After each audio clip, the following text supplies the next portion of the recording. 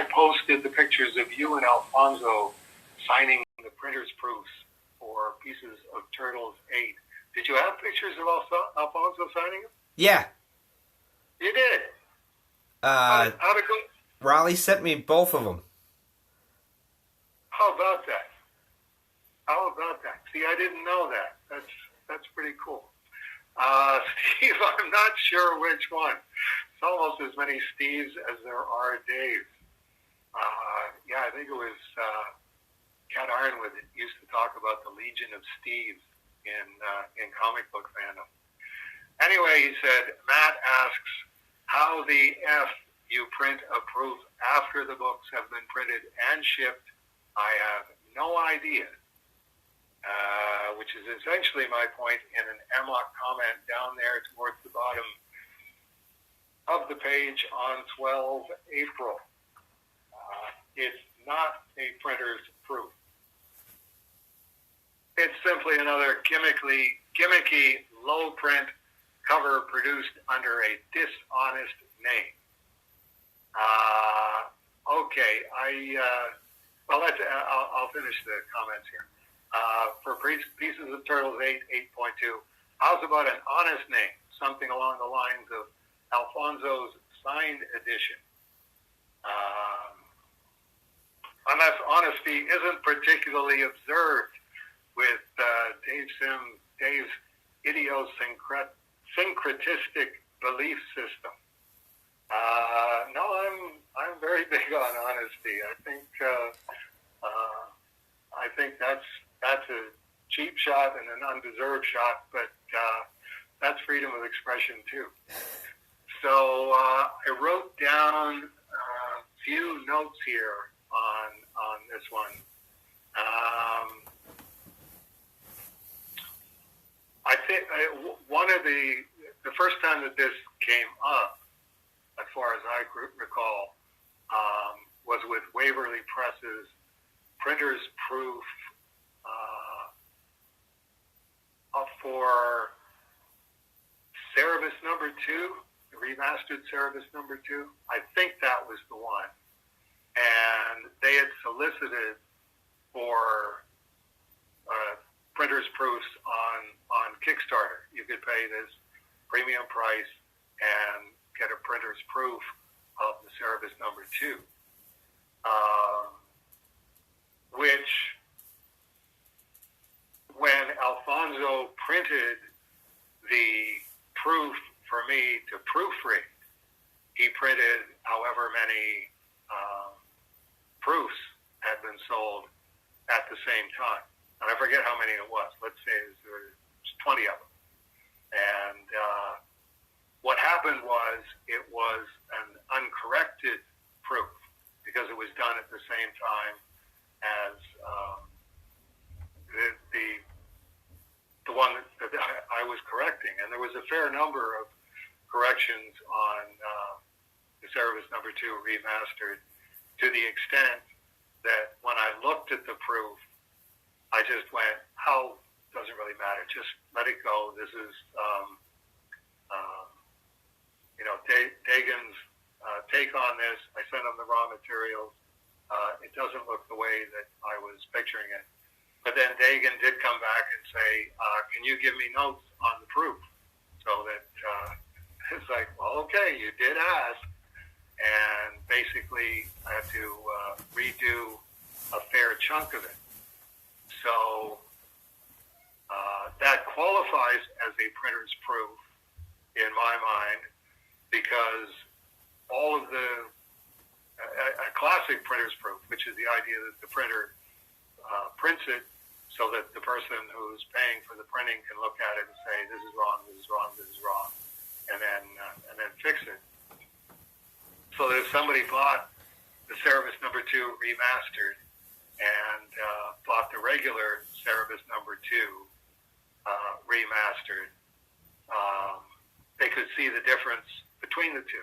You could go through page by page and go, oh, okay, this is all of the stuff that Dagan got wrong that Dave Sim corrected on his proof copy, which was odd because when you call something a printer's proof, the picture that you get in your mind is this is a much better printed copy than the run-of-the-mill copy. This is something that has been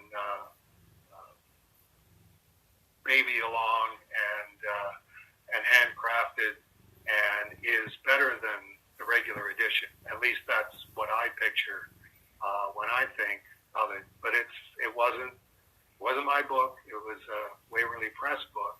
So okay, this is just a new category that we haven't had before. Now contrast that with the Cerebus number 300 printer's proofs that I'm going to be selling that are signed by Dick and John and Kim Prenny and by me. Dick had 30 years printing experience at the time when they were printing issue 300, and he was the lead pressman. He wasn't the guy actually running the press, but he was the lead pressman, where everything goes on his desk as the number 300 is being printed, and he's fixing and micromanaging problems that the pressman isn't, the hands-on pressman isn't equipped to make those kinds of decisions. So there's different stages of, at the time that Cerebus 300 was being printed, printing was still a matter of you had to print a large number of copies, a lot more than the customer was paying for, in order to fix all of the problems as things are being printed and go, okay, now it's perfect. This is exactly what we want this to look like.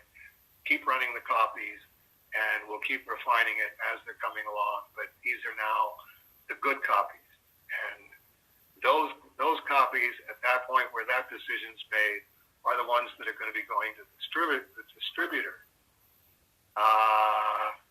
The further along you go, then it's okay. We've printed enough for all of the distributors. Now we're going to print another 1,000, 1,500 copies in order to get the Aardvark Vanaheim copies, which, however many I was taking at the time, like 30, 40, something like that. So those are about the best copies. And then because you're printing at this enormous ratio at the time of probably five times as many copies as you actually need, then you get into the overage. So the distributor's copies, they're all set aside. There's enough of them for all of the distributors. The AV copies are set aside. Those are for AV. Then you get into the overage, and you're continuing to refine the process. And that was the batch that Dick said, this is the last issue we're running. I'd really like to have a box of these. So I am going to cherry pick a box of the best of the best of the best of the best. So that's a different kind of printer's proof. Those were pulled before they went into general circulation and were handpicked by the lead pressman and preserved for the 18 years since they were actually printed. So compare that to the Waverly's Press. They're both printer's proofs, but they're just defining it a different way. Now we come to, for 8.2, how's about an honest name, something along the lines of Alfonso's signed edition. Well, okay, that opens a can of worms, because Alfonso's opinion, and I forget how we got onto the subject, but we started talking about it on the phone at one point. Alfonso's opinion is that it's a jurisdiction and authority thing. Now, those are my terms, but this is really what he's talking about.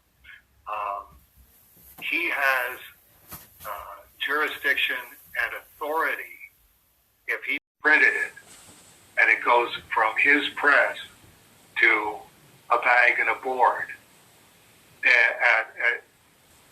at Studio Comics Press, straight from the press to a bag and a board, hasn't left the premises. To him, that's a 10.0. And it's like, well, okay, you're going to hit a wall on that one by definition, because CGC is going to say, no, it's a 10.0. If we say it's a 10.0, you can't grade your own book. But it's an interesting discussion because, and it really only centers on Alfonso, because he's at the point of, well, it's not his book. Take Thesis of Turtles 8.2, please. It's not his book. It's my book. I'm paying to have it printed. He's not a customer for the book. He's not buying them from me, and he's also not selling them. He's all he's saying is, if he printed it and he looked at it and went, yep, that's exactly the way it's supposed to look, and it gets bagged and boarded and nobody touches it in between there, and it didn't leave the premises, like, that gets into a different area of, if I'm signing it, if I'm signing the 8.2 and it's leaving the premises, that means that the jurisdiction has been violated as soon as it's outside of Studio Comics Press, because I can unmint it just by signing it. But Alfonso, because he's a comics publisher and a comics printer and a comic store owner and a comic fan, I would suspect that he's the only printer that would even countenance the discussion. I don't think anybody at Marquee Printing, who print Cerberus and Hell #1s, would they would have no frame of reference for the discussion. Like, have you guys ever thought of doing printer's proofs? And what would you think of saying, okay, here's these 50 copies, and they're going to go straight from our press, and somebody's going to bag and board them, and we're going to call those printer's proofs. Their reaction would be, no, you're talking about something that we don't do, we have no frame of reference for, and we have no interest in. We work in terms of as large volume as possible. All we are is printers. We're just printing it. We're not getting on into all of this, comic shop guy on The Simpsons kind of stuff, because that's not our business model. So you can disagree, and I think a lot of people would disagree with Alfonso saying, no, you can't unilaterally declare a 10.0. Why not? If that's what Alfonso's saying, and he's putting his name to it. He's saying, I'm grading this 10.0 because I'm the guy who printed it.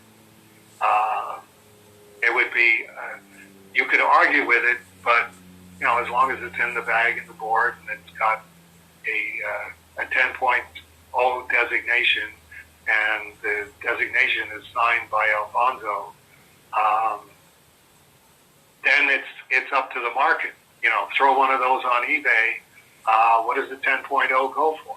As opposed to if Dave Sim decides to auction, one of his 8.2s, which he wouldn't do because I don't own them scrupulously because I don't want to get into what I would consider a conflict of interest with that. Then I can't call it a 10.0 because I didn't print it. I can't call it a 10.0 because I didn't guarantee that it went straight from my printing press to a bag and a board and went nowhere in between. And as the printer, I'm able to sign it and say, okay, I didn't do anything to that copy which would knock it down from 10.0. Then there's the other printer's proof. I got Rolly to take some pictures of them today, and he's going to be emailing them to you, and you can put those up while we're talking now. Those are actual. This is a proof that Benjamin Hobbs put together the final version of that Cerebus in Hell #1. Emailed it to Alfonso.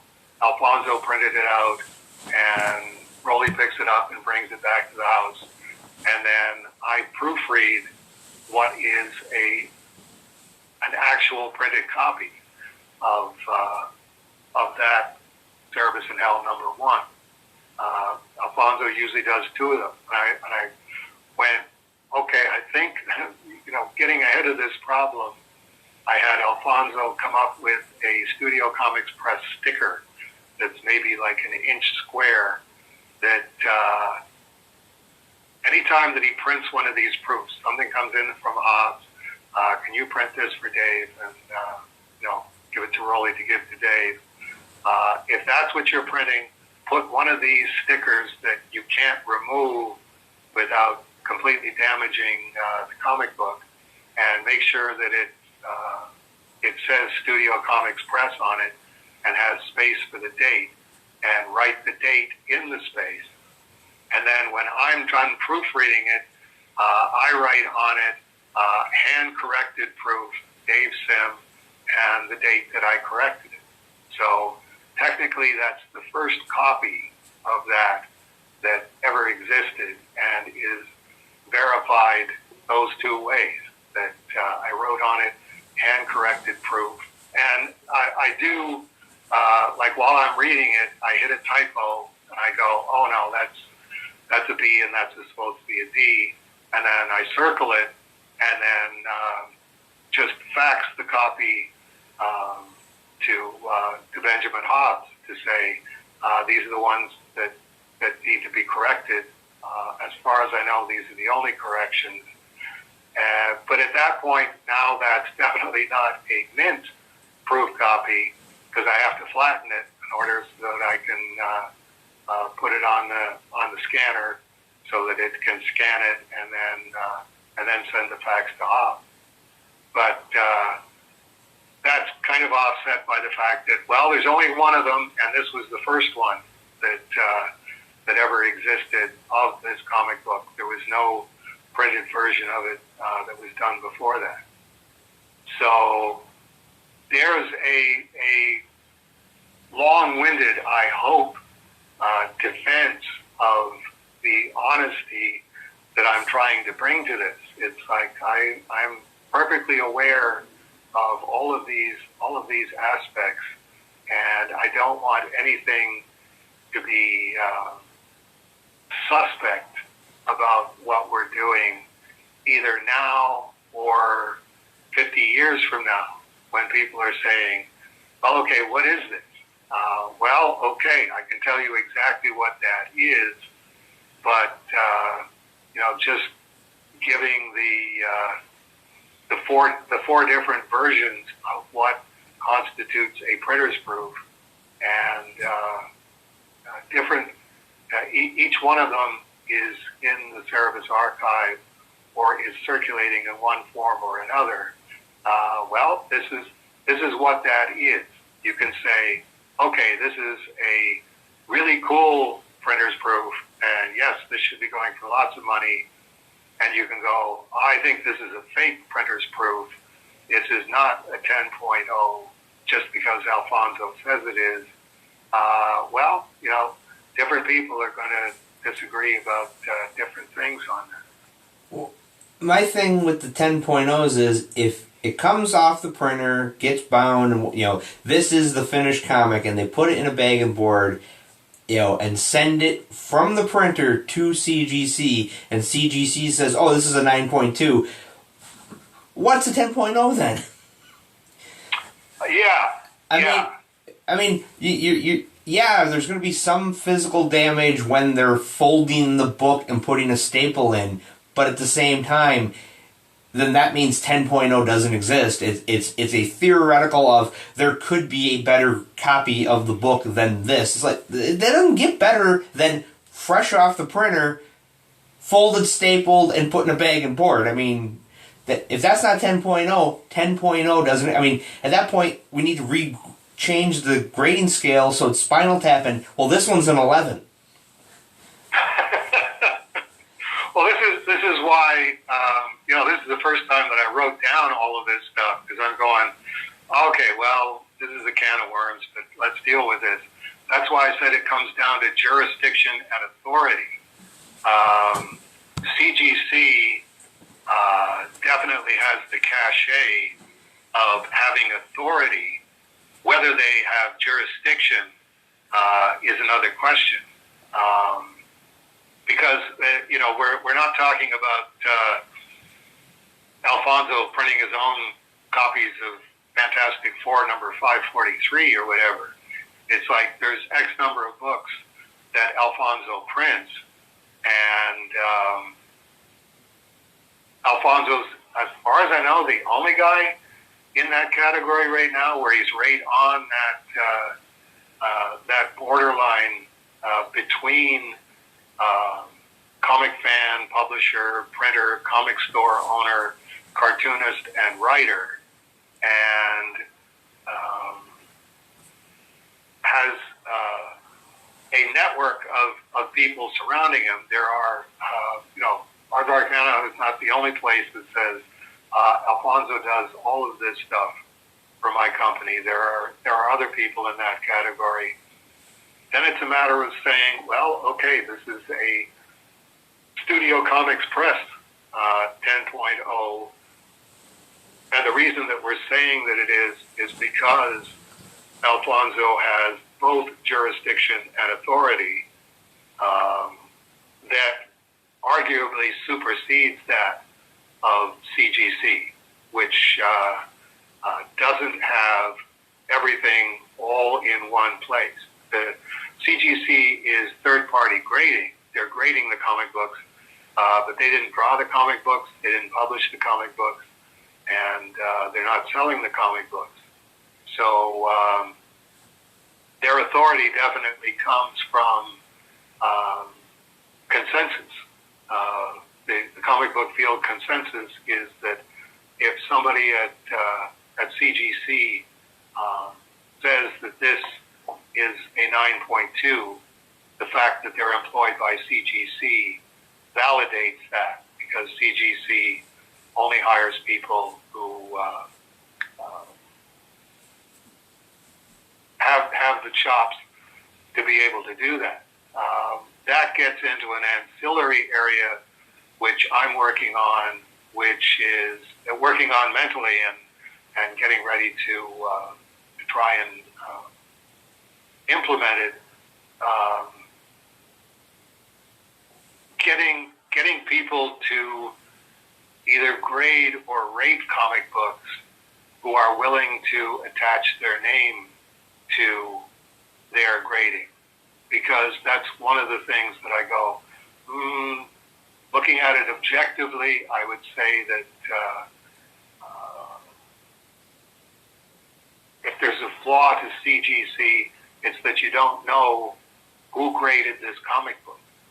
If everybody had to put their name on their grading, and if 2 or 3 guys had to look at this comic book to arrive at a consensus as to what the grade is, can we have their names on there so that then the people who are getting their books graded, if they get them back and they go, 9.2, that's a 9.8. What are you talking about, 9.2?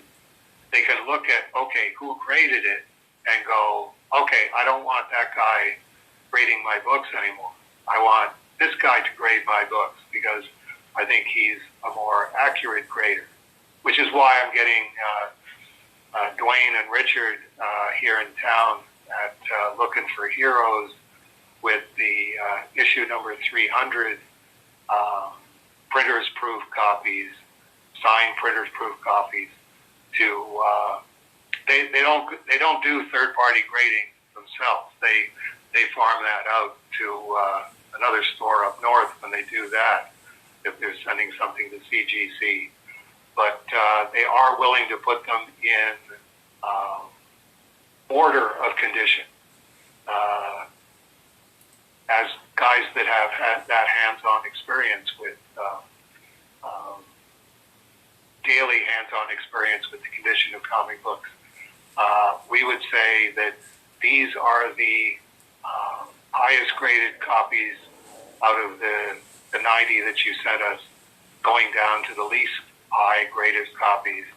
And then when I'm ready to sell them and I figure out what it is that I'm going to sell them for, then I can say, okay, we start selling them at noon on Saturday, and it's first come, first served. If you're the earliest one ordering, you will get the best condition copy, and then I will put whatever number you want me to put on there. If you want me to put number 1 out of 90, I'll put 1 out of 90 on it. If you want your can number, number 213 out of 90, I'll put number 213 out of 90. And there you go. That's what you're going to be bearing in mind when the starting gun goes. But I seem to be alone in that. I can't remember anybody else saying. I have no problem with third-party grading. What I have a problem with is anonymous third-party grading. Well, the problem I have with grading in general is that as soon as CGC slabs your book, it's sealed permanently in plastic at whatever grade they give it, and it's guaranteed to never go down in grade because no one can touch the book, which defeats the purpose of owning a comic book, in my mind. Right. I'm the guy that has the first appearance of the Hobgoblin, a book that sells for hundreds of dollars, and my copy's probably worth cover price because I read the crap out of it because I was 5. Yeah. That's my best friend and I reconnected after not talking for like 10 years, just because he was living far away and we were busy, being dads. And when he's living back in town, and he's like, "Hey, can I borrow them old Spider-Man that we used to read when we were kids?" And I'm thinking, well, in my head, this is a $90 book, but at the same time, if nobody reads it, it's worthless. So yeah, sure, here's a stack of old, slightly valuable, but not as valuable as they could be Spider-Man. And he read them and he gave them back, and they're back down in the box. And it's like, I understand the concept of, like, Action Comics #1. If you had a very good grade Action Comics #1, slabbing it makes sense because this is, as an artifact, it has more value than as a comic. But like last month's Service in Hell #1, I don't see people going, "Oh, I need to have that slabbed in 10.0. I mean, yeah, conceivably you could, but at the same time, like, is it going to increase in value other than adding the value of slabbing it to the cost of the book? Yeah, but I think there's a sliding scale on that where before you know it, this, like you say, the first Hobgoblin #1 is that just seems like yesterday to me, but it's this many years ago, and now it is in that category. At that point, it becomes like the Dave Sim file copies of Cerebus, where they've been maintained in this condition, which is either perfect or close to perfect, for 40 years, now would be a very bad time for them to get all buckled and wrinkled up just because they got into the hands of someone who goes, no, comic books are for reading. I can definitely see both sides. Well, there was the guy that was remodeling his house, and in the wall, when they pulled the drywall off, they found a copy of Action Number 1. And he pulled it out and went, oh, wow, this is, the first Superman. And his mother-in-law grabbed it out of his hand to see it and ripped the cover. And they took it, to get it graded, and the grader went, yeah, that's like a $5,000 rip. And I'm thinking, and that guy probably doesn't have a mother-in-law anymore. I mean, we're cleaning up the house, I find a impossibly valuable comic book, and you ripped it? Yeah, we're going to have a discussion about why you're giving me $5,000 every time I think of this. Yeah, that's one of those, everybody who isn't a comics fan realizes that everybody who is a comics fan can't help but think that everybody who isn't a comics fan in that sense is really the barbarian at the gate sort of thing. Like you say with your friend, it's like, yeah, I'll be happy to lend you my Spider-Man collection so you can read all of those comic books that you missed out on. But don't treat them like this week's Time magazine and fold the covers back and stuff like that. And then you get into, well, okay, he's looking at you going, well, aren't you the obsessive compulsive disorder casualty? And you're looking at them going, aren't you the completely unaware Philistine when it comes to condition? I think you have to have both angles on it. You need to have reading copies, and you need to have slabbed copies. If for no other reason than to say this comic book made it from 1938 to 2022, and these are the only flaws that it has. We need to preserve it so that those stay the only flaws that it has. Taking it as a given as well, though, that if Elon Musk took it into his head to buy an 8.0 Action Number 1 and cracked open the case because he wanted to read Action Number 1 and folded back the cover, he can do that with far less hardship to his bank account than any of the rest of us can do. Well, there's a line in The Lost Boys. Because in The Lost Boys, part of the deal is there's Corey Aim plays, he's like 13 or 14. He goes to a comic book store, and the owners of the store are hippies, and their kids are running the store, and they're about the same age. And he's, they're giving him a comic book trivia test to prove whether he's a real comic book fan or not. And he's sorting their Superman for him on the rack they have him on, going, we can't have this issue here because Red Kryptonite hasn't been invented yet, and you can't have this issue here because and so he proves that he's a comic book fan, and they're like, well, and they're talking comics, and he goes, well, I'm looking for a copy of Batman 14. And they're like, that's a serious book. There's only 5 known copies in existence. And he goes, 4, and I'm always looking for the other 3. That's how he proves that he's a comic fan.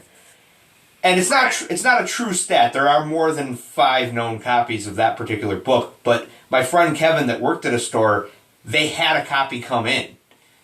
And the owner bought it, as part of a collection. And I'm like, and I did the line from the movie of, well, that's a serious book. There's only 5 known copies. And so when they put it on display, they put a little note saying, only 4 known copies. And then in parentheses, not really. Yeah. But that's if I had Elon Musk's money, one of my stupid fantasies would be to buy all the copies I could of Youngblood number 2 and destroy them except for one that's in a mid-grade, and get it slabbed as this is the only copy left.